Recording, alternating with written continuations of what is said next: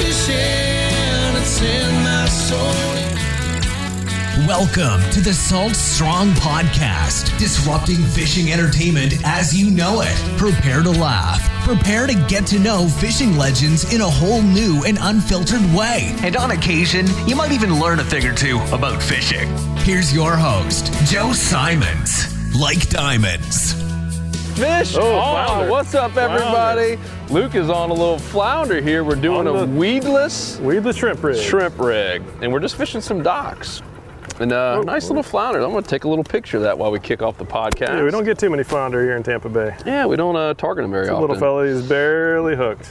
And we'll show you this weedless rig, and we'll talk through it for those of you listening. Better make it fast. Hold on there, Lukey. Better make it fast. I'm not playing around. There it is. Hey, there's Luke with a flounder. Yay. We decided to do something a little bit different. We're also, selfishly, we have some new dehookers for catfish. And we're going to film a couple of little videos on that. And one of the easiest ways to catch catfish is using shrimp, dead or alive. And so after this podcast, we're going to be filming some of that. And of course, if we catch catfish, we'll do it here live on air, how we dehook these catfish. And this is incredibly important, one, because catfish can cause a lot of damage. We actually had a fellow insider member who is currently in the hospital right now. We're saying a lot of prayers for him. His name is Joe, in case you're listening, Joe. And ended up, just like a lot of us, you get a catfish, you're trying to get off quickly, and it was just a routine trying to get this thing released, and ended up, stabbing them, barbing them, whatever you want to call it, cutting them up, and ended up causing an infection. And that infection ended up getting really bad to the point, went to the hospital, and to the point, talking about having to amputate and stuff. Serious issues, all from one catfish barb. And so it's critical to have one of these dehookers. And here in the Gulf, if you're going offshore and fishing these nearshore reefs, it's actually mandatory. It's illegal not to have one. A lot of people don't know that. You have to have some kind of dehooker and some kind of device like that. And so we'll show that here in a little bit when hopefully Luke catches the first catfish. But yeah, it's just a fun way, and the whole family can do it. Once again, we'll show this kind of weedless rig here in a second. And we're just going down. We're near a bridge. There we go. Oh, Luke's on again. Ooh, this is a better fish. Nicer one there.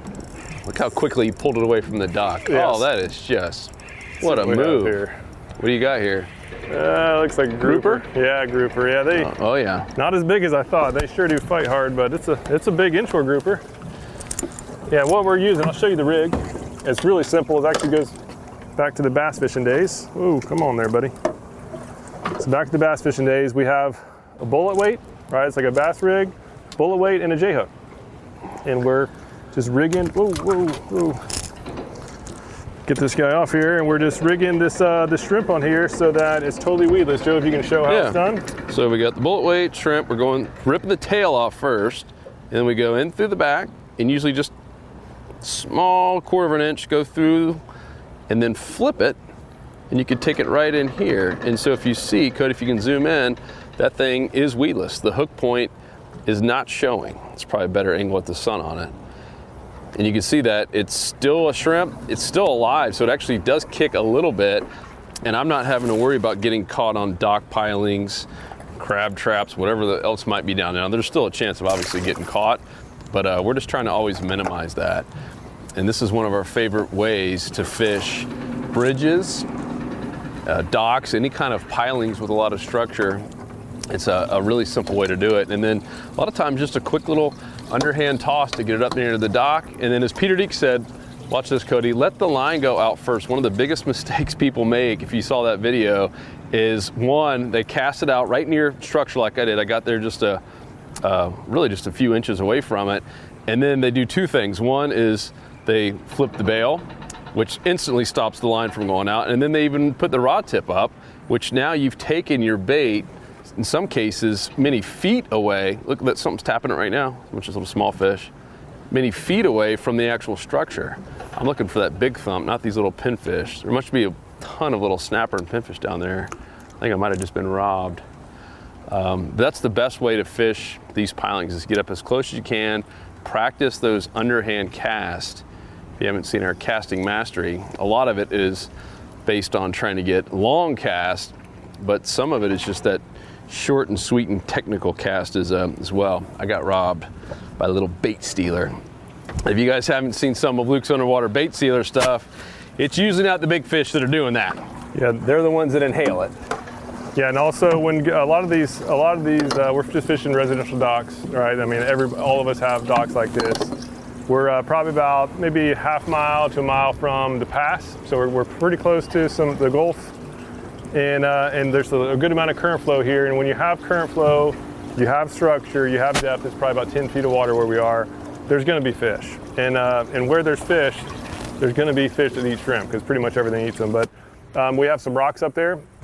So a lot of people put rocks and stuff just to help protect their shorelines and seawalls, and so with this weedless rig, we can get up right in those rocks. We can get up right against these pilings I'm gonna go right next to this without the worrying about getting snagged.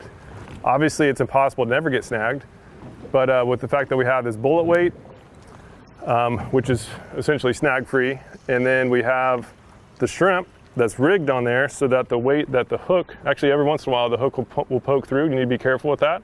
Now it's not weedless, so when I see that, I just do a quick little adjustment and just make sure that hook is inside the shrimp. It's underneath the shell. And then as soon as that strike happens, when I set the hook, it's gonna penetrate through the shell. Now I've got the fish on. But right now I can cast it in there. Oh, Joe's on. Now I can cast it in there. And a little grouper as well. Another grouper. There should be some mangrove snapper and sheepshead and stuff around. Fighting like one, yep. Little grouper. It's a fun little grouper though. It'd be fun to catch. Not keeper size, but fun size, Cody, fun size. Get this bad boy up. And this thing's always put up a fight. You know when a grouper hits versus just a little pinfish. Boo, bam, sham. And I got 30 mono on. What do you got, Luke? Yeah, I'm using 20 mono. 20? Yeah, for this type of fishing, we've done a lot of line tests that have really shocked me. I used to use fluorocarbon, and I was dead set on that. Have to use fluorocarbon, thinking that it's stronger and invincible and all that stuff. And as I keep testing it, it just seems like all of those things just aren't true. But the one thing for sure that is worse with fluoro compared to regular mono is just the abrasion resistance. So rubbing up against docks, I got something messing with me. Oh man, just missed them. But rubbing up against docks, against rocks, against oysters, regular monofilament line does much better. And so now for this type of fishing especially, where it's a lot of scent based, right? We're basically ripping the tail off the shrimp. It's getting a lot of scent out in the water. And those fish aren't sitting there trying to analyze everything, and they're not going to be line shy. And so regular mono is the way to go. And so you're only going 20, huh? Yeah, I just go 20. I go 20 until I get owned with something. I have a second rod ready to go with 30. But yeah, this is it. And the coolest thing about this, it's the most affordable rig on the market. These bullet rates are extremely inexpensive, and these hooks as well. These aren't any sort of fancy hooks. They're probably the cheapest hooks on the market, and these actually seem to do the best with this type of rig. You need a hook with a little bit longer shank. A lot of the more expensive hooks these days for live bait have shorter shank, and you actually need a little bit longer for this shrimp rig. And this one in particular is from Eagle Claw, and I'll put a link down below. This one seems to be just the perfect size, and I've just been super happy with it. It's rare that the inexpensive stuff actually outproduces the other stuff. Yeah, we carry them at Fish Strong, and I don't think these Eagle Claws are going to last as long in the salt water. But then again, I mean, you see the price on them. They're so affordable, and they just do the job, flat out do the job. And you're usually not going to keep these things on for like weeks at a time. Oh, there's... Now that is pretty funny. Oh my goodness, could break the record for smallest fish of the day. I hope it does, because if we get any smaller, and the old lizard fish. Luke, did you ever eat that one lizard fish? I did. No, I was cleaning it, and it was real bony, and it just did not look very appetizing. Whoa, man, little buddy. That thing is tiny. Aggressive little guy. These little things will bite you too, by the way. Kind of like a strong lizard bite. Yeah, so what we have here is we have a current that's coming from right to left as we look at the shoreline. Oh, dang, I already got something. And I'm in trouble here.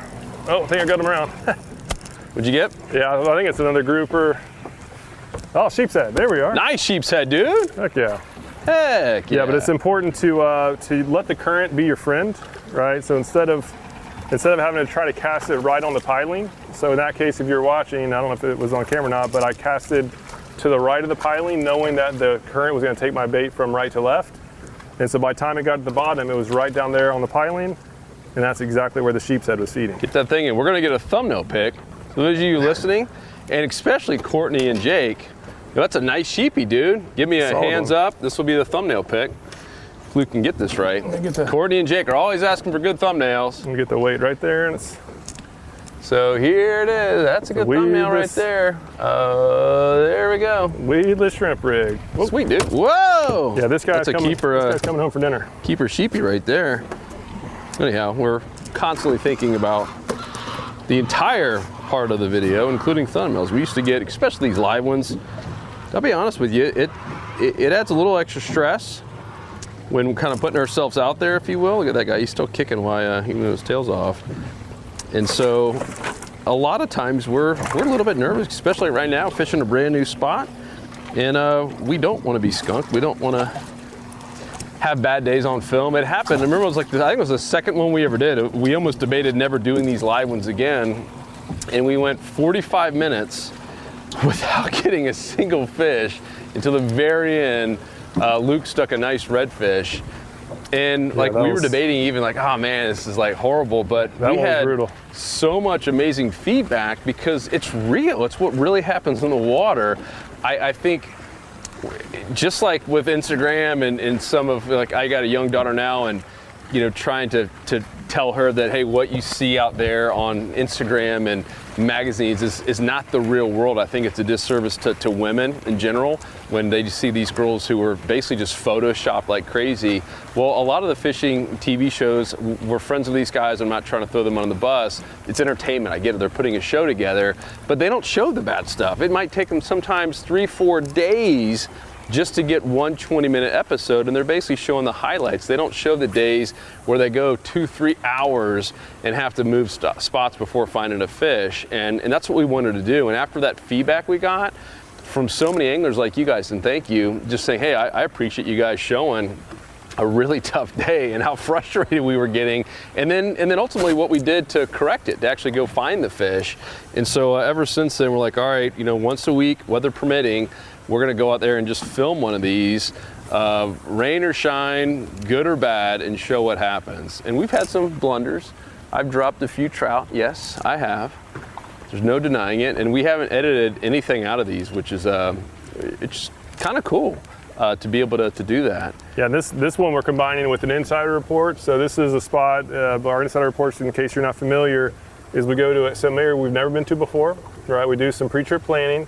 We explain why we go to a certain spot based on the tides, based on the weather, based on the trends, and then we show exactly where we caught everything. So at the end, when I get back, I'll go through on my maps and I'll point out every single area where we had success, and talk about where we didn't have success too. Right? It's all about learning from the things that work, and then sometimes you actually learn the best from what doesn't work. Yep, just like game film, and that's a big part of our Insider Club. It is game film, both for us and for our members to be able to watch and see exactly what worked, what didn't work. That's how you get better at anything, is to be able to watch yourself or others doing some type of sport or hobby or occupation, whatever it is, and learn from the mistakes, learn from the wins.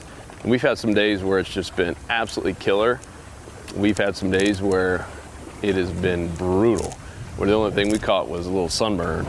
Windburn. What a windy year it's been, right? And I'm not talking about Florida. It seems like everywhere from Texas to Virginia has been saying this has been just one of the windiest years on record. Really, really wild.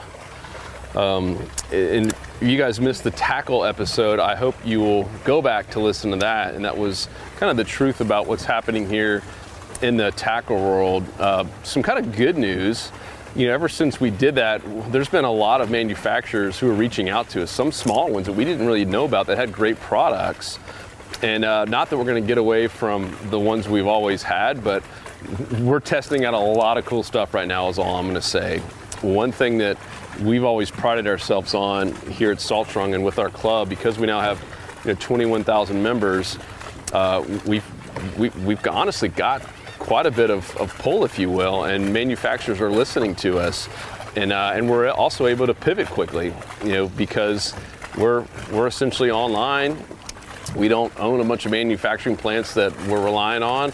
We can pivot quickly when we find a product that works, and if someone can supply it, we're going to jump all over it. So you'll probably see some new products, not necessarily stuff you've never seen before, but some new products from us that are working. And for some of you Insider members, you'll have you'll have a head start on both, getting access to it. Oh, that was a crummy cast.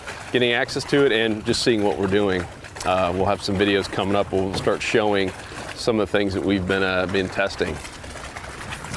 And man, you have rods finally coming in with TFO, the custom bull bay rods. They're doing just for salt strung, so you can't get these rods anywhere else. And then we've got got a little bit greedy trying to get those rocks. So one trick with rocks is do the old slingshot. Oh, doesn't work every time. Oh, 60% of the time it works every time. 60% of the time works every time. All right, well. Do it again. Do it again. If that doesn't work, I'll try to get right on top of it, and if that doesn't work, I try to get right on top of it, and let's see if we can get this puppy off. A lot of times if you get straight above it, it'll pop off. Oh, I just had a hit right there. And then worst case, little guy though. Worst case, we might have to break this guy off. My scrimp. Yeah, if you do that, if you do the slingshot right, it'll legitimately hurt your hand. Because you're dealing with braid here, right? But it does work 60% of the time. It works every time. See if I can catch one right here at this dock while Luke's. Dude, those rocks do look good. And this whole seawall looks good. All right, so always, if you do stuff like this, guys, just be courteous. There's a gentleman over here doing his, working in his pool. And anytime we see people, especially if they're on their dock, or there's anyone fishing from kids to dads, moms, parents, skip the dock, go to the next one. Don't ever fish a dock if you see anyone, even if they're out there just having coffee. Treat it like it was your own house. I don't think most of these people mind if people are fishing around their docks, but don't touch it. Don't get to the point where you even have to push off it if you can avoid that. And just try to stay away as much as possible. Yeah, and when you do get snags, so this is not recoverable. I tried the slingshot. That's always plan A. Plan B is to get above it and try to pull it straight up or try to pull from the opposite side. That didn't work either. And so one thing I've seen people do that, please do not do this, is don't get some scissors and cut it right here. Never do that. What you want to do is you just want to get out, get away from it. It doesn't really matter how far. Just know that the knot is always going to be the weakest point. And what you do is you can either tighten the drag down or don't worry about tightening the drag down. Just hold on to the spool and just pull back, right? And so that way I pulled, I didn't let the drag work because I was holding the spool and I got all my line back. So in many cases, I'll even get my leader back as well, depending on where the break was. So in this case, all right, so I've got the leader back and everything. So now all I have to do is put another weight on and a hook, and I'm good to go. And now we have no line sitting there in our water. It's just one hook that will end up rusting, especially since these are pretty cheap hooks. Not cheap, inexpensive. They will probably rust pretty quickly. Yeah, and that's that's just a reason too why the FG knot is so important. I've done a lot of knot tests. This is a 10-pound braid to a 20-pound leader, and as you can see, the leader is what broke, right? The heavier leader broke. This 10-pound braid. This is, I guess I have suffix on this time, but suffix, it breaks with the FG knot. It breaks around 20 pounds, and just the basic knot I had on the end of the line was a little bit less. So when I pull, almost every time I get my leader back. Very big difference. If I had the double uni or slow us down here, Bob. I'm fishing this spot. Well, that's a new dock. So I purposely was going a little bit fast here. If you look at these pilings, there's not much stuff on it. So I guess Joe can cast that one. I'll be the judge of that there, Puke Face McGillicuddy. Structure is structure. Still want to fish it. Structure is structure. I'll tell you about a cool book I'm reading right now, guys. Completely changed the subject where Luke is retying. If you're listening, Luke just broke off and is now having to get a new bullet weight and retie. But I was recommended this book by a friend named Kyle, and it's the story of the Banana Man, Sam the Banana Man, and it's called The Fish That Ate the Whale, fishing related. And if you guys have ever heard of Chiquita Bananas, it used to be United Fruit. It was one of the biggest companies in the world at the time, and certainly in America. And imagine it almost being like a Microsoft today. I mean, they were like the celebrities. Everyone knew who they were. They had some of the richest people in America, and were super rich.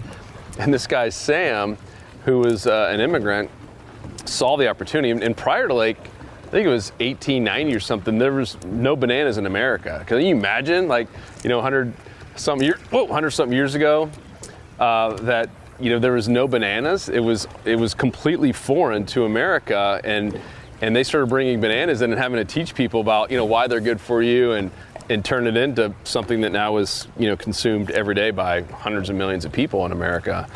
But it was a fascinating story of this guy taking on United Fruit completely from scratch, and it reminded us of just kind of what we're doing in terms of being the small guys in the block. I remember when we started Salt Trunk, people were laughing at us, saying, "Oh, this will never work," and we still hear that to some extent from some people. I think for the most part, because of you guys, you've helped share the story and share what we're doing, and we're putting out just so much content that we've kind of shut up a lot of the naysayers. But man, it was a fascinating story, and it got to the point, Luke, I haven't even told you all about all this. So he became a threat. This Sam the Banana Man became a threat to this big company, and they had ties in with politicians. Yes, even back then it was dirty, and they convinced, through some money and lobbying and stuff, and just friendships with the actual president of the United States, to basically shut him down. And they were going to take over Honduras, where a lot of the bananas were being harvested, and where he was doing all of his work. And actually, this guy Sam was living down there in between there and New Orleans. And so Sam went and tried to. Oh, I just got hit there. Sam went and tried to defend himself. Actually, went and met with the Secretary of America to try to just have them change the plans, and basically they're just like, you need to go find a new job. We're shutting you down. So this guy Sam, instead of just accepting defeat, is the small guy getting pushed around by a big boy, doing nothing wrong except just kind of being a threat to their business. He ends up going not flying. This is before you could fly. He ends up taking a boat back to Honduras from New Orleans, and goes and convinces all the people in Honduras that it was this is an evil thing, and it somewhat in a ways it was, that the President of the United States and the President of Honduras at the time were kind of colluding together to end this, and this is going to end a lot of their jobs.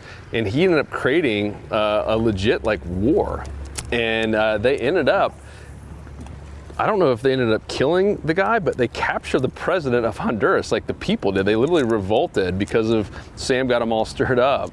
And they actually captured the president and dethroned him, literally got him out of the office, hired their own new president, and Sam was able to keep his business going. And I mean, it was like a legit war. I mean, he ended up investing in battleships and stuff, and it was absolutely fascinating story. And it would be cool if that was the end of it. But, oh, I'm sorry, I'm getting a shrimp. Mine finally took its last toll there. There we are. Luke, they finally ended up buying. Are you on? Yep, got something. Luke's on. Oh, what was that coming up against it? A grouper and another grouper, and one of his buddies followed him up. I thought the other grouper was trying to eat him or something. No, same size. So Luke's on with another grouper there. So they finally buy this guy Sam out.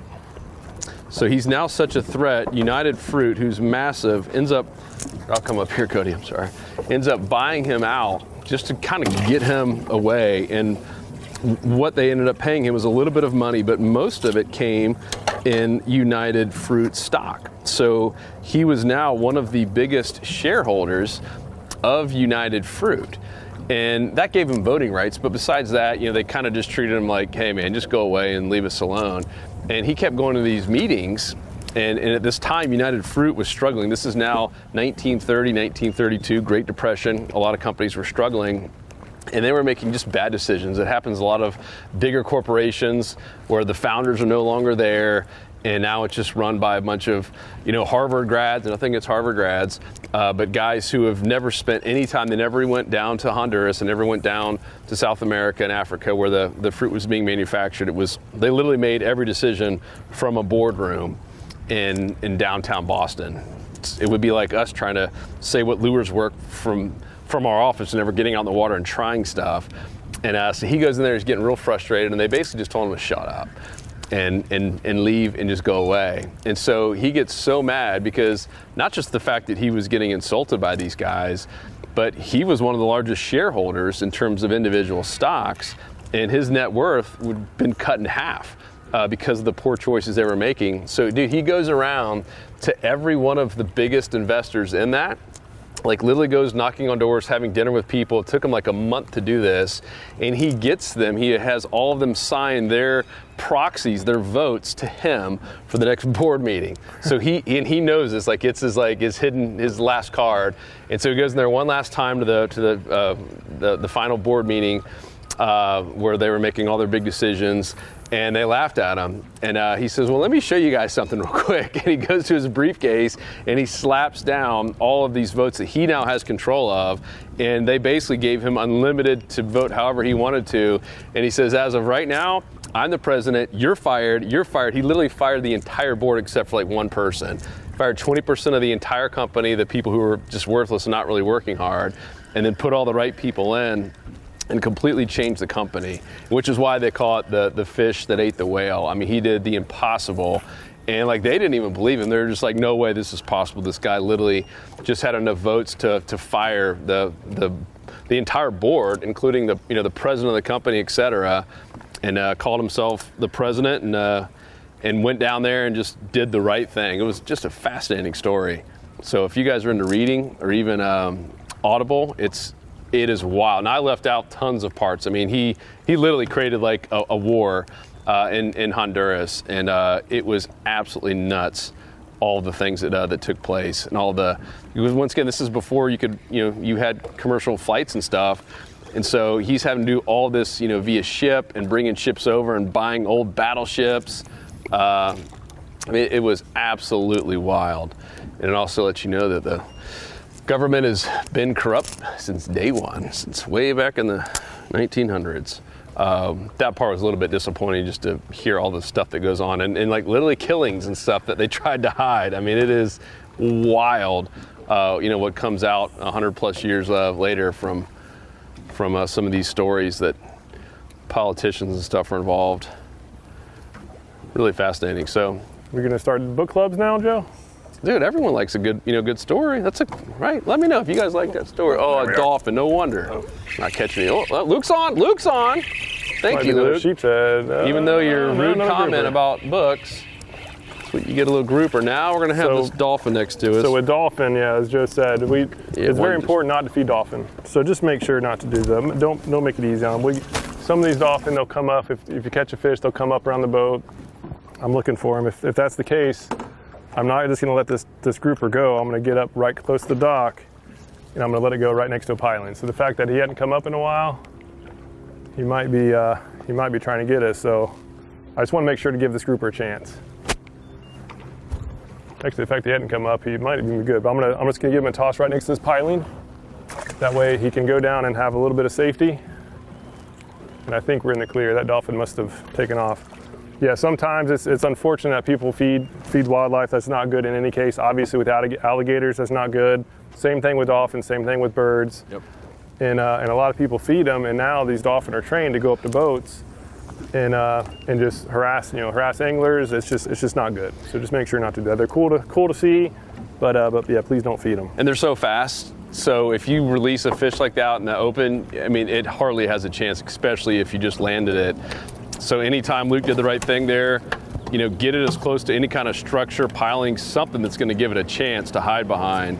Oh, there we go. Otherwise, it is really, really tough for these fish to beat ooh, that's a nice sheepy. Nice sheepy. It's really, really tough for these some of these fish to avoid these dolphin. Look at that, Cody, huh? what I'm talking about. Springtime sheepshead. Oh, sheepshead too? Yeah, buddy. Want to keep this guy? Look at that dolphin right there. Yeah, this is dolphin. Yeah, definitely keep that one. And dolphin's right next to the boat now. He knows right now, this dolphin, strong's on the fish. People have definitely fed him before. He clearly isn't afraid of us, and he's waiting on that fish to be released. That's unfortunate. So this really does kill a fishing spot too. I mean, everything. If you've seen dolphin before, they are the ultimate predators inshore. They will basically, they're just so fast. They're smart. Everything's afraid of them. So, and they make that noise too, right? Fish can easily hear when they're around. And so these fish, they're not going to be very, obviously we're fishing docks. This is the best possible situations to actually catch something. Because dolphin don't go, oh, I just got a good thump. There we are. Oh, that was a real good thump. So the fact that we're fishing docks means that we're at least going to have better odds of catching something. Here's a little grouper.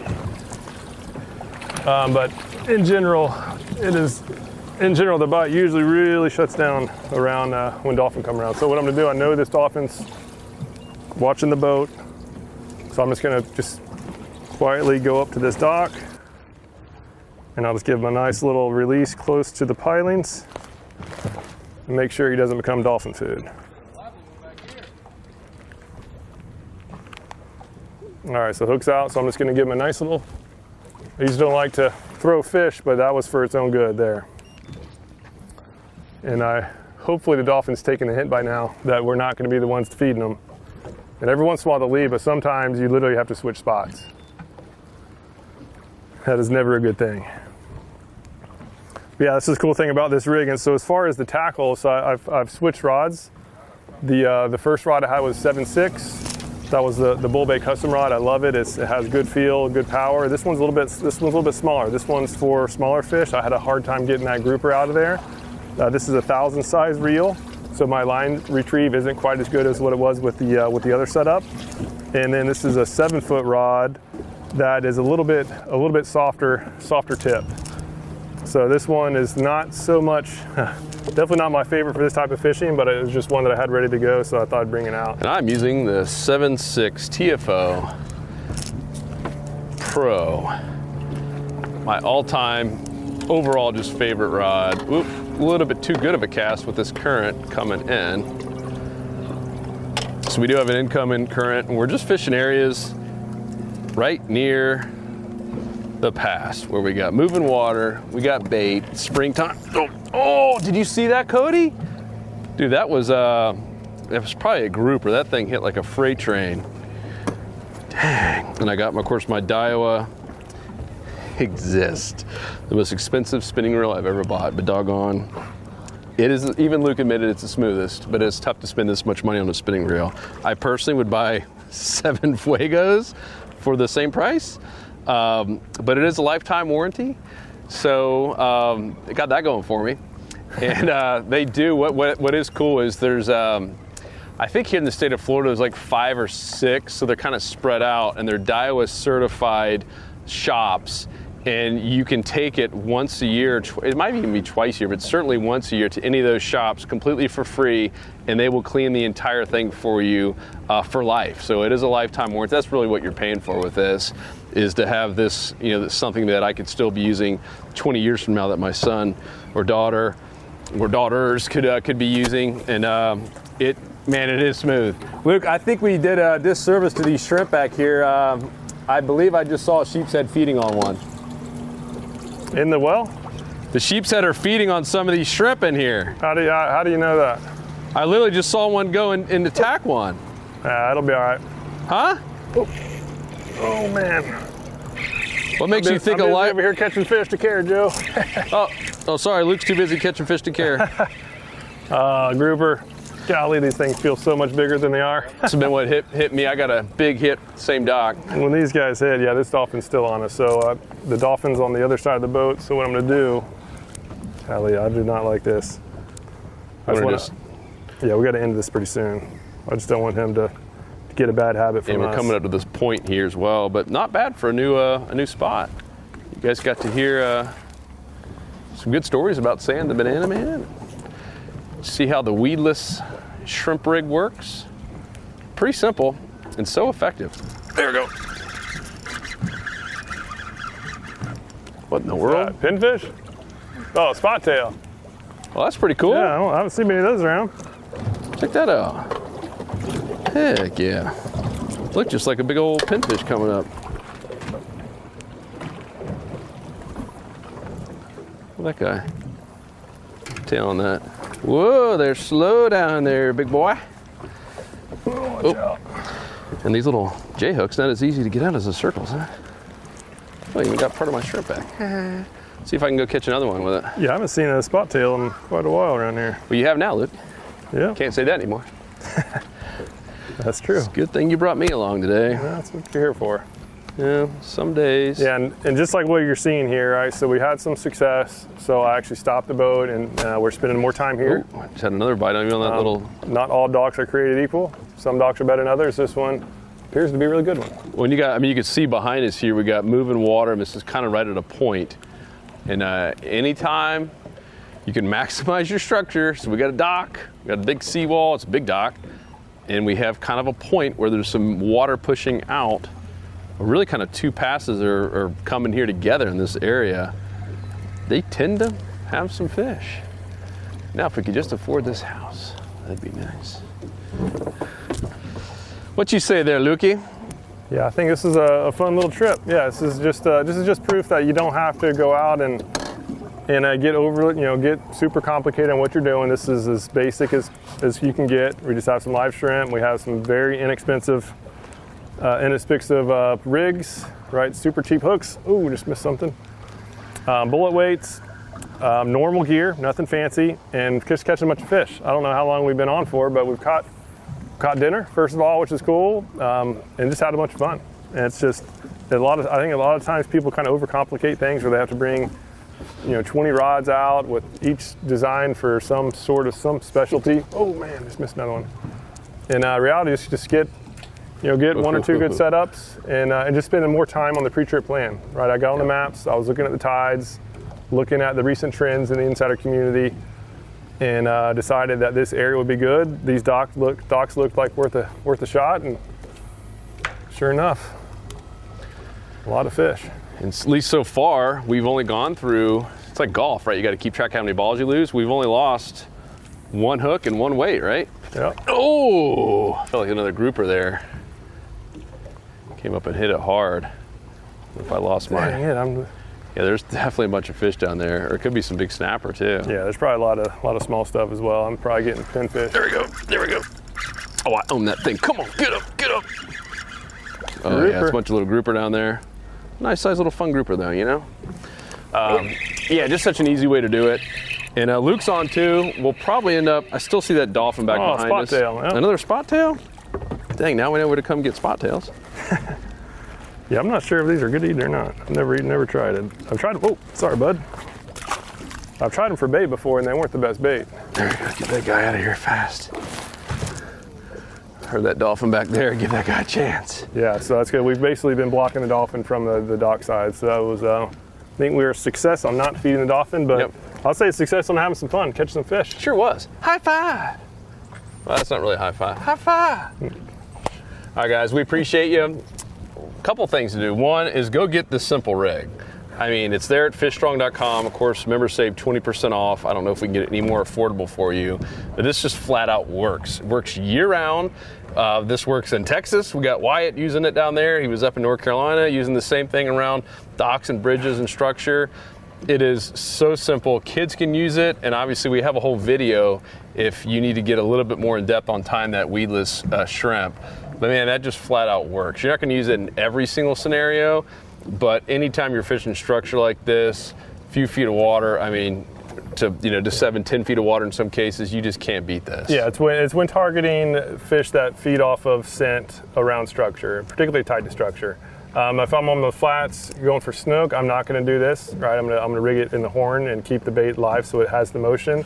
In this case, we don't care so much about the motion. We want the scent. We want it right on the structure, right on the hard structure. And so tearing that tail off, making it weedless is really hard to beat.